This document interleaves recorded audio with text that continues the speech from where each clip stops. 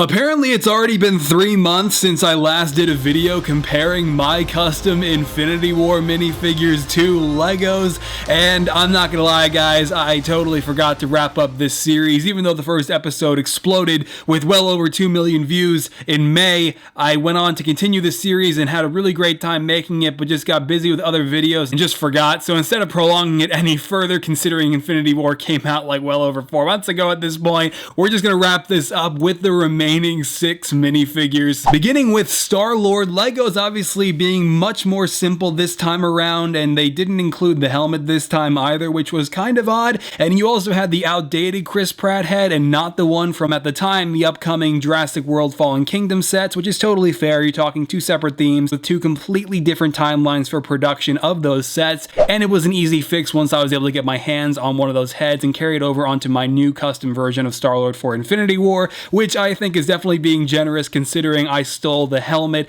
blasters, and legs from my Volume 2 version that I had made in 2017, basically leaving that minifigure as only a torso and a head. But I just want to be super clear here because in the first version of this video, this really did get kind of confusing. Basically, for Guardians of the Galaxy Volume 2 in 2017, last year, LEGO made an assortment of minifigures for those sets. And then in Infinity War, the characters' costumes did not change, so LEGO simply carried over the existing Star-Lord minifigure from Volume 2 into the Infinity War sets. And I basically did the same thing with my custom minifigures from the Guardians 2 showcase I did back in 2017 also. However, Gamora was the exception. While I made the costume that she actually wore for the majority of Volume 2 and then into Infinity War, LEGO actually only made that initial costume that she wore with the jetpack when fighting the obelisk at the beginning of Guardians 2, so they needed to make their own version of Gamora's standard outfit now for Infinity War. And they did an excellent job. The torso, the leg printing, the straps, all of it. I really couldn't have asked for more. Mine obviously being a lot different because of course it's a handmade custom that doesn't need to be mass produced. I was able to make a full-blown coat for Gamora, modified and painted from a Cape Madness trench coat, a more accurate custom blade actually taken from the Minimates Gamora minifigure, actual 3D straps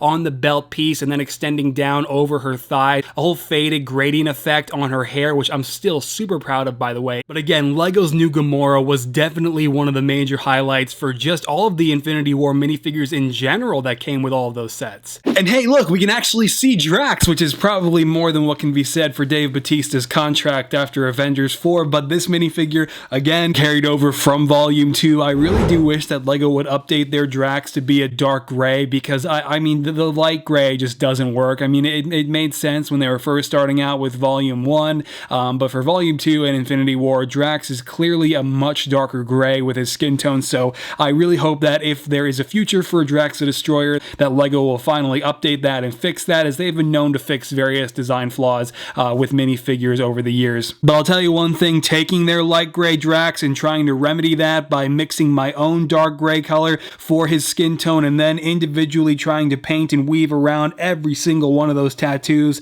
was always a tedious process in 2014 and then again in 2017, and one that I hope I will never have to do again.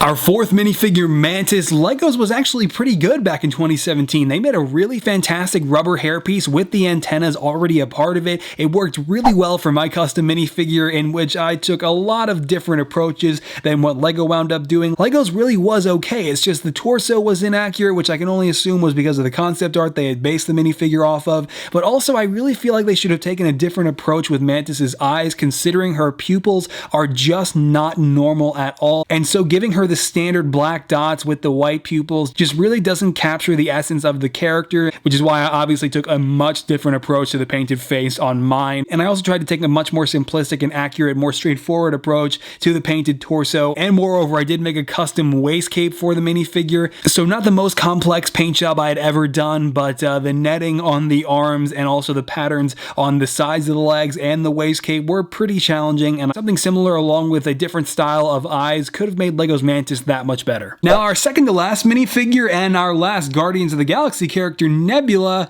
Yeah, LEGO didn't make this costume.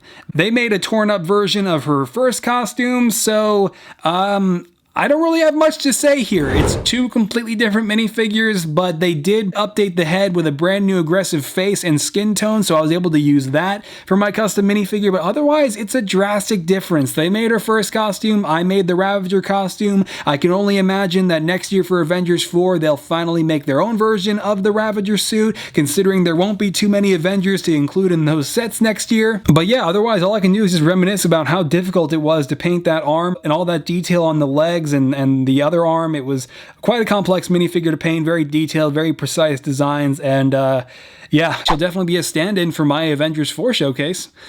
So that's it, that's all I got. Finally, the last minifigure for the Infinity War comparison series is the Hulk. He was only in the movie for about 2 minutes, but hey, none of us knew that going in because Marvel loves to deliberately create misdirections by literally adding in a CG Hulk to a shot that didn't even wind up being used in the movie, or maybe just flat out removing Infinity Stones from various scenes. But my ignorance to his screen time did not stop me from making the entire Big Fig in about 2 days. Inspired by McLovin's Hulk, I pretty much took a Dremel to the hair to achieve that newer hairstyle that he started to have in Thor Ragnarok, and otherwise I filled in those giant gaps in the arms and painted the pants before adding a lot of weathering and shading to the entire Big Fig. It was the easiest Big Fig I've ever made. I mean, seriously, compared to Gladiator Hulk, this was nothing. I mean, Gladiator Hulk took me like 2 months of on and off work. This took me 2 days of on and off work. So yeah, otherwise, oh yeah, Lego's Hulk. It was fine. When did they make a Hulk last? Oh yeah, it was for Age of Ultron. Not really much to say here. Two completely different, well, I mean, they're not different characters. They're not different costumes. I mean, they're just different pants. I mean, mine is based off of Thor Ragnarok and Infinity War, so I have the black torn up pants, and Lego has the like Avengers style, like Stark mesh pants that were purple, even though in Age of Ultron they were blue. So yeah. Okay, that's it. We're done. Alright, there you go. That is it for the Avengers Infinity War comparison series. I think this is definitely going to be one of the final Infinity War videos I do. It has been one hell of a ride. It was a showcase that I was looking forward to doing for nearly 4 years, and the film obviously having lived up to all of our expectations. I absolutely cannot wait to see what Avengers 4 brings next year, as it will be a very different movie and also a very different showcase, considering how many stand-in minifigures I'm going to have from Infinity War and from Volume 2, as you just saw with characters like Nebula. But yeah, thanks for sticking around for the whole series. Thanks for making that first one such a massive hit, and I cannot wait to do future comparisons for my upcoming showcases, like for the 10th anniversary of Star Wars The Clone Wars. The first showcase featuring Anakin, Obi-Wan, and Ahsoka is coming out pretty soon, and even before that, the first showcase to celebrate the Marvel Cinematic Universe's 10th anniversary, the Iron Man Mark 1 showcase, is going to be coming very, very soon. I'm in the final stages of painting for that figure already, and I've been posting regular progress over on my Patreon, so if you want to support the channel and see all my new minifigures first, then definitely consider checking that out. Otherwise, I'll be posting preview photos of them over on Instagram, Twitter, Facebook, all those places before the final showcase winds up here on the channel, so it should be pretty great. I hope you'll be there to see all of it, and thanks again for sticking around, and I'll catch you next time. Alright, bye-bye.